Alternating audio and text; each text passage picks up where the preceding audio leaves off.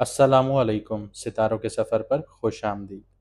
आज की वीडियो बहुत ख़ास है क्योंकि हम बात करने जा रहे हैं एक ऐसे छाया ग्रह की यानी कि प्लैनेट की जो कि ना सिर्फ अजीब है बल्कि अक्सर लोग इसको गलत समझते हैं या फिर समझने से कतराते हैं। और वो है केतु। केतु एक ऐसा छाया ग्रह है जो दिखाई तो नहीं देता लेकिन जिंदगी की गहराइयों में उतर जाता है। अब केतु एंटर कर रहा है सिंह राशि में यानी कि लियो में। सवाल ये है कि क्या ये आपकी कुंडली में कोई कार्मिक तूफान लेकर आ रहा है या फिर कोई रूहानी दरवाजे खोलने जा रहा है। आज हम समझेंगे कि केतु लियो में होने का मतलब क्या है। हर राशि के बारे में बात करेंगे, हर कुंडली के बारे में बात करेंगे। और वीडियो के आखिर में मैं आपको रेमेडीज भी बताऊंगा कि केतु को पॉजिटिव कैसे किया जा सकता है। लेकिन उससे पहले हम जानेंगे कि केतु है क्या चीज़, किन चीज़ों को रूल करता है, कहाँ पर पॉजिटिव है और पॉजिटिव है तो क्या दे रहा है, और नेगेटिव कहाँ पर है, और अगर नेगेटिव है तो नेगेटिविटी में क्या दे रहा है आप लोगों को। आइए जानते हैं। वैदिक एस्ट्रोलॉजी के अकॉर्डिंग इसका जो नाम है वो केतु है। इसको एक कॉमेट भी कहा जा सकता है। यह डिटैचमेंट का ग्रह है। इसका जो एलिमेंट है फायर है, ठीक है। केतु रिप्रेजेंट करता है ट्रांसफॉर्मेशन को, इनर प्योरिफिकेशन को और शार्प परसेप्शन को। जिन लोगों को समझ में नहीं आई ये बात, उनको मैं आसान लफ्ज़ों में समझाता हूँ। केतु जो है वो आपकी ज़िंदगी के पुराने पैटर्न्स को तोड़ता है, स्पेशली वो जो आपकी ग्रोथ के रास्ते में रुकावट बन रहे होते हैं।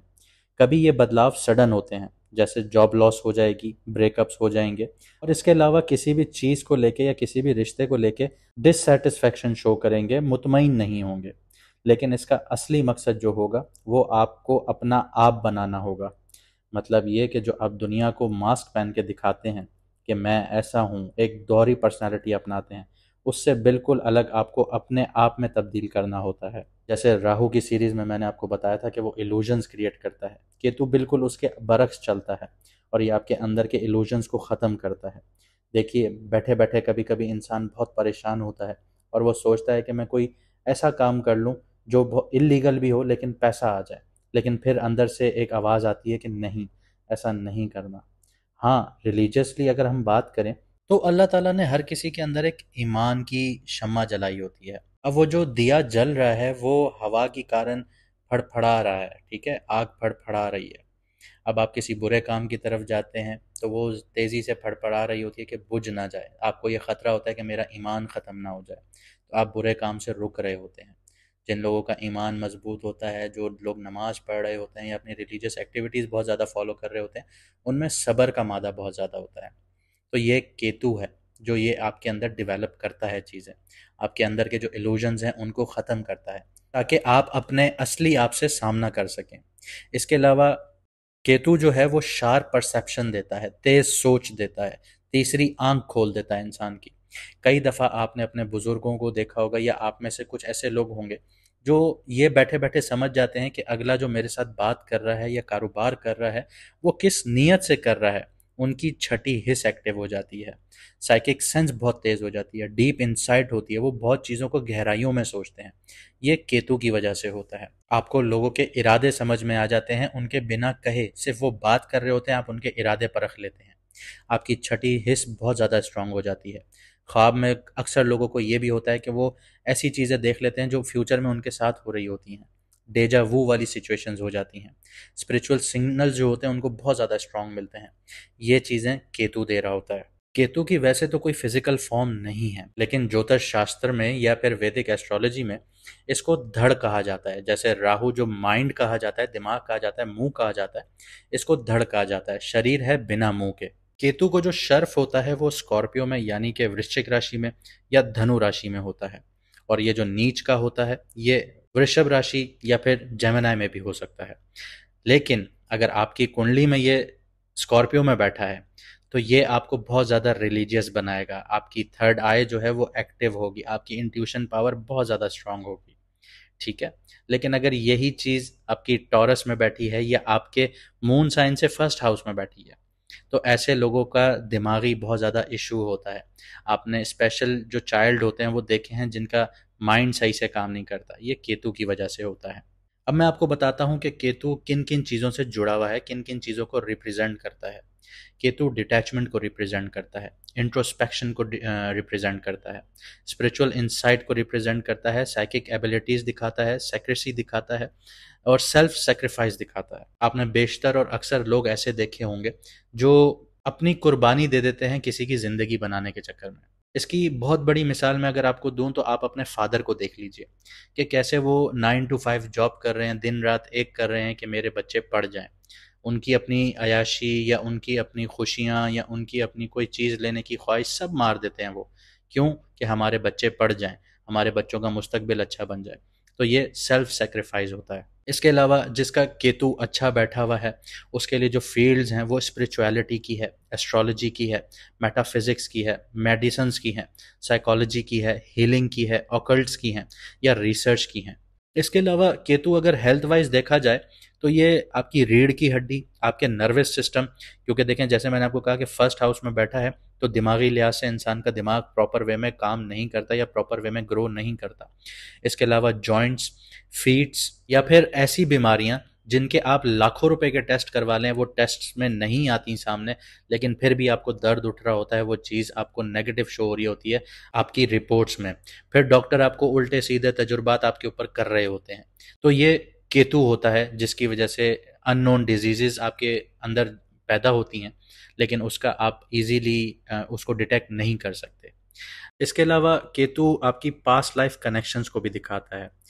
अगर मैं इसका आपको बेटर कॉन्टेक्स्ट दूं, अगर हिंदुओं की बात करूं तो वो जन्मों में यकीन रखते हैं, ठीक है, ये उनके रिलीजन का हिस्सा है। अगर मैं मुसलमानों की बात करूं तो आलम अरवा, जहाँ पे दुनिया में रखने से पहले रूहों को वहाँ रखा गया था, ये आपकी पास्ट लाइफ थी। तो केतु यहाँ पे आपके पुरानी आत्माओं के साथ जो रिश्ते थे उनका सिग्नल देता है। जिन लोगों से आप आज मिलते हैं उनमें से कुछ लोग ऐसे होते हैं जो आपकी पास्ट लाइफ से जुड़े होते हैं। अक्सर और बेशतर आपने ये भी देखा होगा कि आप किसी से नया नया मिल रहे हैं और आप कहते हैं कि यार मैं तुम्हें सालों से जानता हूँ।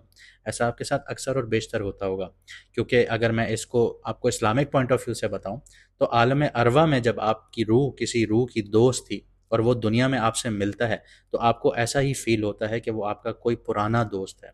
ये केतु रिश्ते एक्टिवेट करता है, लेकिन इनसे आपका जो रिश्ता है या तो अधूरे रह जाते हैं या फिर टेस्ट बन जाते हैं। ऐसे लोग जो जिंदगी में आते हैं सब कुछ हिला के चले जाते हैं, वो केतु वाले कार्मिक लोग होते हैं। इसके अलावा केतु आपका ईगो तोड़ता है। जैसे शनि है आपका ईगो तोड़ने वाला, वो जो आपके अंदर मैं होती है उसको निचोड़ देता है, ख़त्म कर देता है। इसी तरह केतु भी आपकी मैं जो होती है ना वो तोड़ेगा, और ये काम कभी किसी स्पिरिचुअल टीचर के ज़रिए होता है। इसका ये बहुत हार्श नहीं लेके जाता आपको जैसे शनि लेके जाता है। शनि तो आपको ज़िंदगी में ऐसे ऐसे धक्के खिलवाता है कि आपने सोचे भी नहीं होते। साढ़े साथी शनि से जुड़ी हुई है, केतु से नहीं।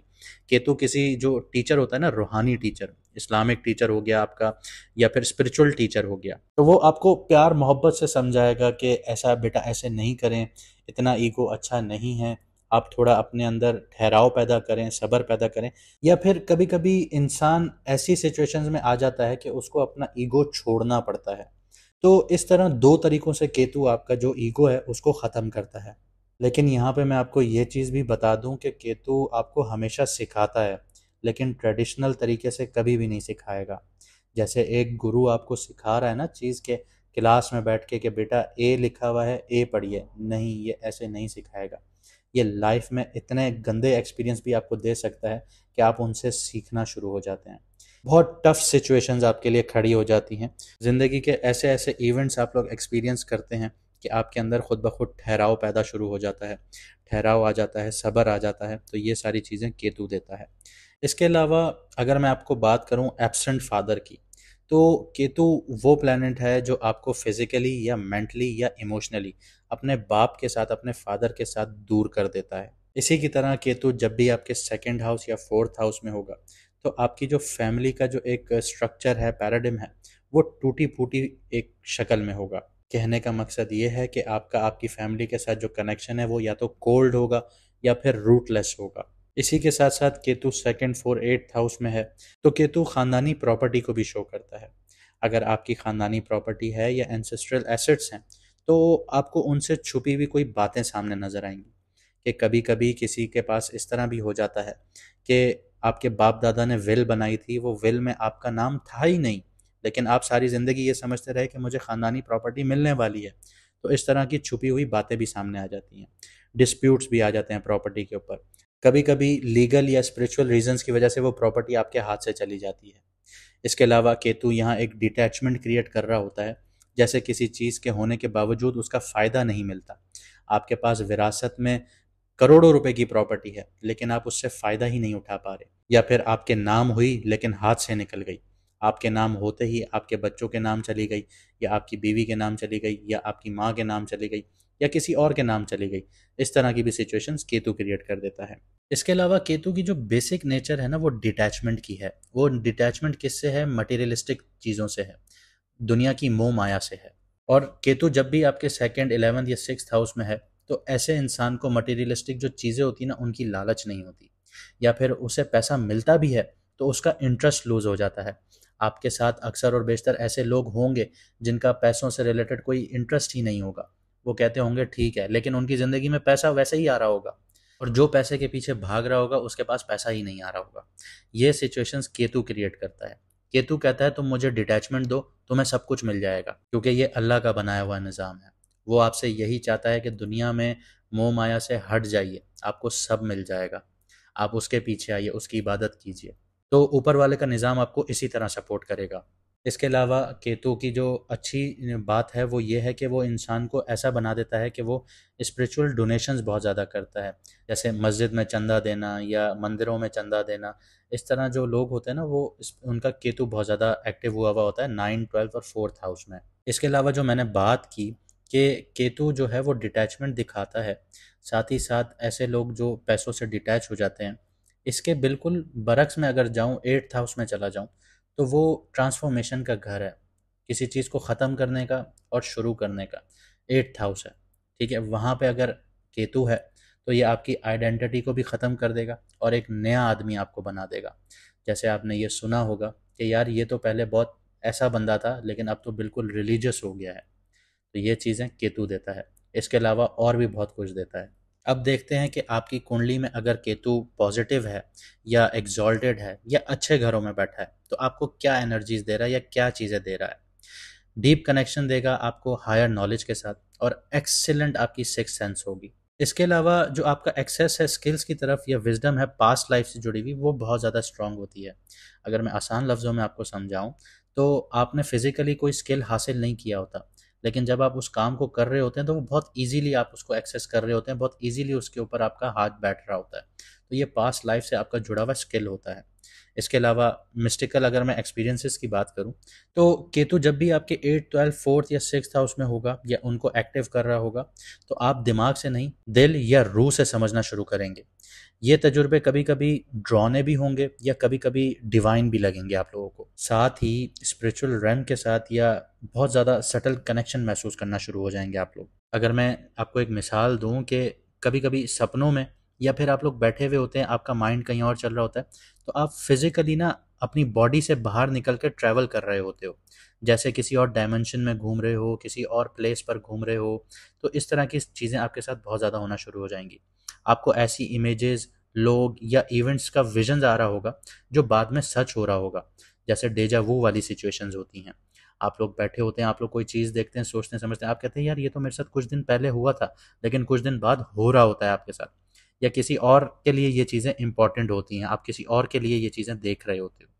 आपके सपने सिर्फ इमेजिनेशंस नहीं होते, वो गाइडेंस होती हैं आपके लिए, वार्निंग्स होती हैं, या डीपर मैसेजेस होते हैं आपके लिए। कभी कभी आपको लगता है कि कोई रूहानी टीचर या आत्मा आपसे बात कर रही है। तो ये चीज़ें केतु के पॉजिटिविटी की एक निशानी होती है। इसके अलावा जो फील्ड्स केतु सपोर्ट करता है वो मेडिकल फील्ड्स में बहुत ज़्यादा कामयाबियाँ दिलाता है, साइकोलॉजिकल फील्ड्स में दिखाता है, या फिर एसोटेरिक फील्ड्स में दिलाता है। एसोटेरिक फील्ड्स वो फील्ड्स होती हैं जो हर किसी को समझ में नहीं आती। सरफेस पे इसकी नॉलेज कभी भी समझ में नहीं आएगी। इन्हें समझने के लिए अंदर की आंख को, थर्ड आई को खोलना होगा, और खामोशी से आपकी छठी हिस्स इसके लिए बहुत ज़्यादा ज़रूरी होगी। देखें, एसोटेरिक जो सिचुएशंस होते हैं या तजुर्बे होते हैं ना, ये लॉजिकल माइंड से कभी भी समझ में नहीं आते। इसके अलावा जो पॉजिटिव केतु की जो निशानी है वो एबिलिटी है आपकी कि आप मटेरियलिस्टिक जो चीज़ें हैं उनसे डिटैच हो जाते हैं, उनसे ऊपर के हो जाते हैं, आपके लिए मायने ही नहीं रखती। यहाँ पे हिडन गेन्स भी मिलते हैं इंसान को केतु की वजह से। वो क्या है कि सडनली आप स्पिरिचुअली बहुत ज़्यादा ऊपर चले जाते हैं या मटेरियली आपको अपलिफ्टमेंट मिल जाती है, लेकिन अनकन्वेंशनल तरीकों से। अब देख लेते हैं कि केतु नेगेटिव है या कहीं नीच का बैठा है या किसी मैलेफिक प्लैनेट के साथ नज़र बना रहा है तो आपको क्या दे रहा है। केतु आपको मेंटल डिटैचमेंट देगा, आइडेंटिटी क्राइसिस दे सकता है, जैसे मैंने आपको बोला कि दिमाग प्रॉपर ग्रो नहीं करता। इसके अलावा आपका जो एम होता है ज़िंदगी का, ये एमलेसनेस कर देता है आप लोगों को। इसके अलावा आपका जो ऑटो इम्यून सिस्टम है उसमें बहुत ज़्यादा इश्यूज आते हैं, आपका इम्यून सिस्टम बहुत ज़्यादा वीक होता है। इसके अलावा मिस्टीरियस ऐसी बीमारियां आती हैं जो किसी भी रिपोर्ट से सामने नहीं आ रही होती। इसके अलावा जो रिलेशनशिप्स की मैं अगर बात करूं तो आपका रिलेशनशिप बहुत ज़्यादा ठंडा होता है, डिटैचमेंट होती है, डिस्टेंस होती है, अप्रोच होती है, प्यार नहीं होता। आपका बंदा पार्टनर साथ तो है लेकिन आपको उससे प्यार नहीं हो रहा। फैमिली में रिफ्ट्स देखी जाती हैं। इसके अलावा स्केपिज्म का शिकार होता है ऐसा इंसान, हर चीज़ से भागने की कोशिश करता है, कोई भी अपनी जो जिम्मेदारी होती है उसको नहीं उठाता। अकेले रहने का रुझान बहुत ज़्यादा पाया जाता है ऐसे इंसान में। वो सबसे अलग रहना चाहता है और अपनी जो रियलिटी है ज़िंदगी की उससे भागता है। इसके अलावा पैरानोया का शिकार होता है, बहुत ज़्यादा डरता है, बहुत जिन भूत चुड़ैल इन चीज़ों से बहुत ज़्यादा डर रहा होता है। स्पिरिचुअली बहुत ज़्यादा डिलूजन्स का शिकार होता है और हेलुसिनेशन का भी बहुत ज़्यादा शिकार होता है। मतलब अजीब अजीब चीज़ें उसके दिमाग में चल रही हैं, उसको समझ में नहीं आ रही हैं, डर रहा है, खौफ आ रहा है, सबकॉन्शियस माइंड एक्टिव है, तो ये इस चीज़ का भी केतु शिकार करता है। इसके अलावा कन्फ्यूजन के थ्रू ना ऐसे इंसान को पैसे का बहुत ज़्यादा नुकसान होता है, फाइनेंशियली भी होगा, सोशल सेटबैक्स भी देखने को मिलेंगे। उसकी वजह मिसअंडरस्टैंडिंग बनेगी या एंगेजमेंट ना होना बनेगी। अब देखते हैं कि केतु का असर आपकी कुंडली पर क्या है।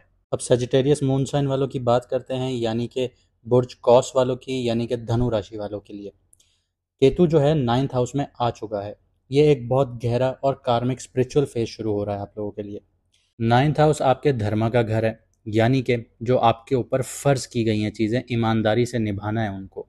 जैसे माँ के ऊपर फ़र्ज़ किया गया है कि वो बच्चों का ख्याल रखे, टीचर के ऊपर फ़र्ज़ किया गया है वो बच्चों को इल्म दे या उनको शिक्षा दे, या फिर इंसान का फ़र्ज़ होता है कि वो सच्चाई और अच्छाई के साथ आगे बढ़े ज़िंदगी में। इसके अलावा 9th हाउस आपकी हायर एजुकेशन का होता है, आपकी किस्मत का होता है, आपके लंबे सफ़रों का होता है, जैसे आप एजुकेशन के लिए बाहर जाना चाहते हैं। इसके साथ आपके मेंटोर्स के साथ, आपके गुरु के साथ या आपके फादरली फिगर के साथ कैसे रिश्ते होते हैं, ये 9th हाउस के अंदर होता है।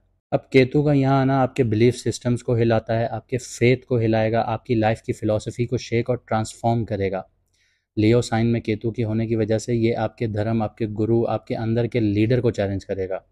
लियो एक फायरी साइन है और इसका मालिक है सन। सन ही के नक्षत्र में केतु आ रहा है, तो यहाँ पे जो आपका ईगो है या आपकी सेल्फ आइडेंटिटी है उसके कॉन्फ्लिक्ट्स को भी तोड़ेगा यहाँ पे केतु। केतु यहाँ पे आपको टिल्ट करेगा आपको अपनी असली स्पिरिचुअल जर्नी की तरफ। आइए करियर और फाइनेंस के हिसाब से बात करते हैं। 9th हाउस का जो ताल्लुक आपके करियर से है वो इनडायरेक्टली होता है, स्पेशली अगर आप टीचिंग से जुड़े हुए हैं, लॉ से जुड़े हुए हैं, फिलॉसफी से जुड़े हुए हैं या इंटरनेशनल ट्रेड में हैं, तो केतु यहाँ आपको मटेरियल गेन से तोड़ेगा, अलग करेगा। सडन चेंज आएंगे या फिर फॉरेन ट्रेवल्स डिले हो सकते हैं आप लोगों के लिए। लेकिन जुपिटर की जो तीसरी नज़र केतु पे पड़ रही है वो ये बताती है कि आपको डिवाइन सपोर्ट मिलेगी, आपकी लक अच्छी हो जाएगी। अपनी स्पिरिचुअल यानी धार्मिक या रिलीजियस जो आपकी जर्नी है या एजुकेशनल जर्नी है वो आप लोग कंप्लीट करेंगे। इसके बिल्कुल बरक्स केतु की 11th नज़र जुपिटर पर पड़ रही है। ये बताती है कि ये बहुत अच्छी नज़र पड़ी है, इससे आपको लॉन्ग टर्म फ़ायदा होगा और दोस्तों यारों से भी सपोर्ट मिलेगी। 5th हाउस आपका क्रिएटिविटी का है, इंटेलिजेंस का है। 7th हाउस पार्टनरशिप का है और 1st हाउस आपका अपना है, सेल्फ का घर है। केतु की यहाँ पे नज़र पड़ रही है और ये तीनों घर एक्टिव हो रहे हैं, मतलब आपको सेल्फ एक्सप्रेशंस, रिलेशनशिप्स और पर्सनल आइडेंटिटी में भी बहुत कुछ लेसन्स मिलेंगे और आपको करियर वाइज भी हेल्प मिलेगी। आइए लव और रिलेशनशिप्स को भी देख लेते हैं। केतु की स्पिरिचुअल जो नेचर है वो अपने रिलेशनशिप्स में कुछ डिटैचमेंट और आइसोलेशन महसूस करवा सकता है। केतु की 7th हाउस पे जो नज़र है ये बताती है कि पार्टनरशिप्स में कार्मिक लेसन्स आ सकते हैं। अगर आप अपने पार्टनर के साथ लॉयल नहीं थे तो यहाँ पे बहुत सारे खतरात भी पैदा होते हैं। शायद आप अपने पार्टनर से स्पिरिचुअल बॉन्डिंग या पास्ट लाइफ कनेक्शंस भी महसूस कर सकते हैं।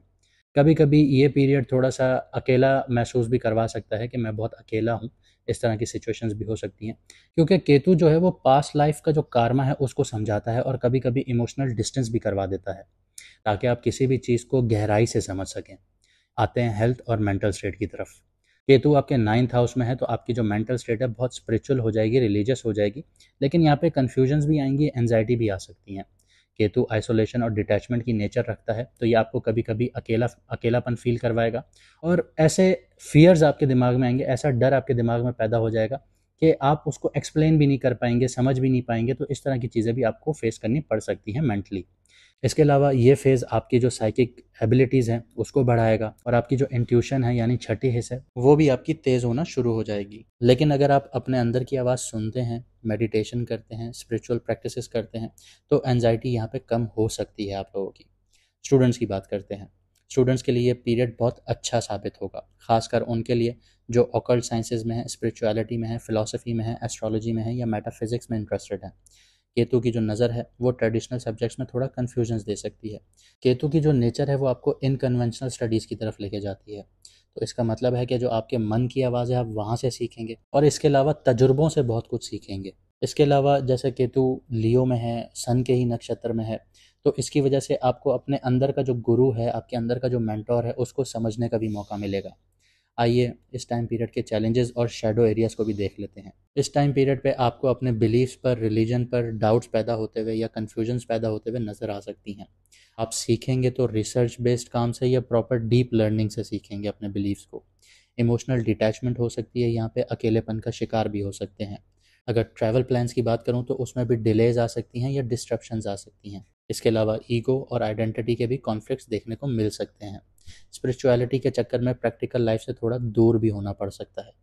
पास्ट लाइफ कार्मा का जो पैटर्न होगा उसको समझना और फेस करना भी इस टाइम पीरियड का एक चैलेंज होगा। देखिए, अपने अंदर की जो आवाज़ है ना उस पर यकीन रखिए, लेकिन दुनिया के साथ भी कनेक्शन बनाइए। इसका मतलब ये नहीं है कि आप बिल्कुल ही दुनिया से कट ऑफ हो जाएं, बिल्कुल अकेले हो जाएं, अपनी लाइफ को एक दूसरी तरफ ले जाएं।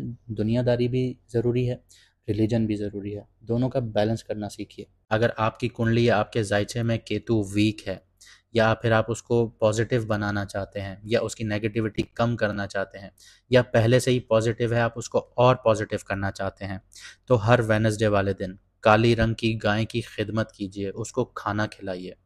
2 रंग के कुत्ते को खाना खिलाइए। परिंदों को दाना डालिए, स्पेशली कौवों को। इसके अलावा जो बहुत इंपॉर्टेंट चीज़ है ना, माजूर शख्स या डिसेबल इंसान की खिदमत कीजिए। ऐसे लोगों का मजाक कभी भी मत उड़ाइए। देखिए, ये इस्लामिक पॉइंट ऑफ व्यू से भी एक चीज़ बहुत वैलिड है कि आप किसी के माजूरी का मजाक उड़ाते हैं तो ऊपर वाला आपके लिए भी वैसे ही सिचुएशंस क्रिएट कर देता है। आपको ऐसे मजाक नहीं बनाने चाहिए किसी भी माजूर का। वैसे अगर मैं वैदिक एस्ट्रोलॉजी की बात करूं तो केतु फेसलेस है, उसकी शक्ल नहीं है, तो वो भी यही चाहता है कि आप लोग माजूर की खिदमत करें, माजूरों को खाना खिलाइए। उनको अगर आप अडॉप्ट कर सकते हैं अडॉप्ट कर लें, अगर आप अडॉप्ट नहीं कर सकते तो ऐसे सेंटर्स में जाएं जहाँ पे वो होते हैं, उनकी खिदमत कीजिए, उनको कपड़े लेके दीजिए, उनको खुश कीजिए, उनका मजाक ना उड़ाइए। ये भी आप लोगों के लिए एक रेमेडी है केतु के लिए। इसके अलावा कंबल, छाता, काली उड़द दाल, गरम कपड़े, कस्तूरी या फिर लहसुन, इन चीज़ों का सदका या दान कीजिए। ये आपके लिए, केतु के लिए फ़ायदेमंद होगी। उम्मीद करता हूँ आपने इस वीडियो से बहुत कुछ सीखा होगा और बहुत कुछ समझा होगा अगर आप यहाँ तक पहुँच चुके हैं। मानता हूँ ये वीडियो बहुत ज़्यादा लंबी हुई, लेकिन इसका मकसद सिर्फ इतना था कि आप समझ भी सकें और आपके साथ जो आने वाले हालात हैं कैसे बनेंगे उनको समझ सकें और आप सही कदम उठा सकें। इसके अलावा रेमेडीज़ कीजिए, अपने केतु को बेहतर बनाइए। मुझे दीजिए इजाज़त, मिलते हैं अगली वीडियो में सितारों के सफ़र पर।